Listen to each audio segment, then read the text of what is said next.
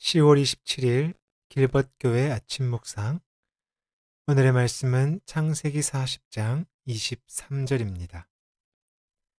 술 맡은 관원장이 요셉을 기억하지 못하고 그를 잊었더라.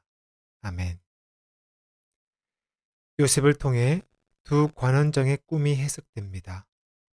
두 관원장은 요셉을 통해 해석되는 그대로 술 맡은 관원장은 감옥에 갇히기 전의 자리로 복직하게 되고 떡 맡은 관원장은 목숨을 잃게 됩니다.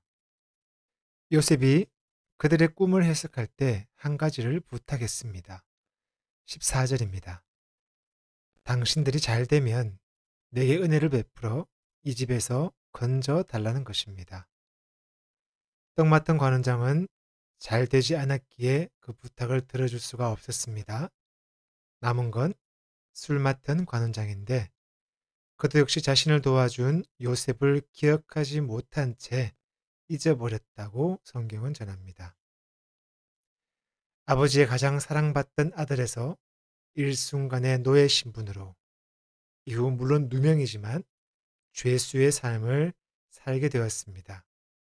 그리고 자신을 기억해 달라며 큰 도움을 줬던 그들도 자신을 기억해 주지 않았습니다. 요셉은 자신의 자리를 복수와 보복을 준비할 수 있는 충분한 상황입니다. 하지만 요셉의 자리는 복수와 보복으로 귀결되지 않았습니다.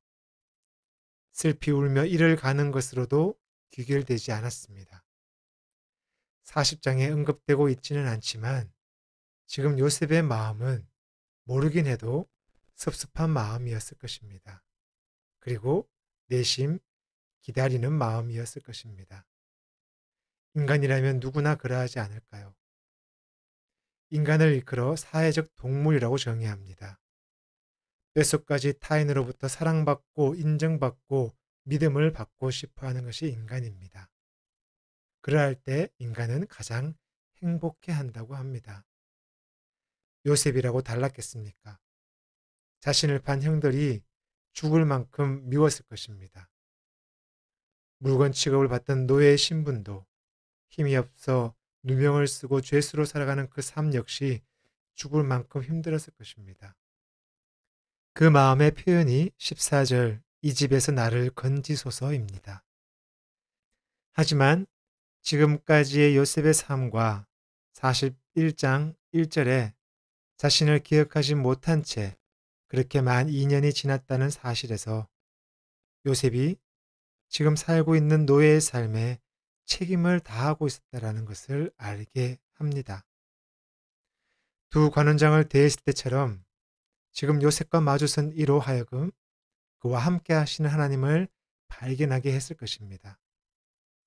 오늘 본문에서 우리는 보이지 않는 하나님을 직접 드러내 보이지 않는 방법을 통해서 보이는 그 하나님을 보아야 합니다. 곧 오늘 우리가 의지해야 할 이는 흐릿한 기억을 가진 사람이 아니라 보이지 않지만 요셉과 함께 하셨고 지금 우리와 함께 하시는 그 하나님이라는 말씀입니다. 함께 읽은 23절에서 그가 요셉을 기억하지 못하고 잊었지만 41장에는 하나님께서 그로 하여금 요셉을 기억할 수밖에 없는 상황으로 몰아가십니다. 41장에서 요셉은 이방 죄수로서 상상하지도 못할 상황과 환경으로 초대되었습니다. 표면적으로는 술 맡은 관원장에 의해서이지만 사실 술 맡은 관원장을 움직이신 이가 바로 하나님입니다. 요셉의 삶에도 그리고 우리의 삶에도 동일하게 함께 하시는 그 하나님을 우리는 보아야 합니다. 나를 일희일비하게 하는 이 사회나 그 구성원들이 아니라 오직 하나님께만 집중하라는 말씀입니다. 물론 사회 구성원으로 충실하지 말라는 말이 아닙니다. 이 땅에 발을 딛고 사는 존재이기에 이 땅의 삶에 역시 우리는 책임을 다해야 합니다. 하지만 우리를 건지시리는 하나님뿐이라는 말씀입니다. 하나님만이 나를 나로부터 건지시는 분이십니다. 아멘. 기도합니다. 하나님만이 나를 나로부터 건질 수 있는 분이십니다.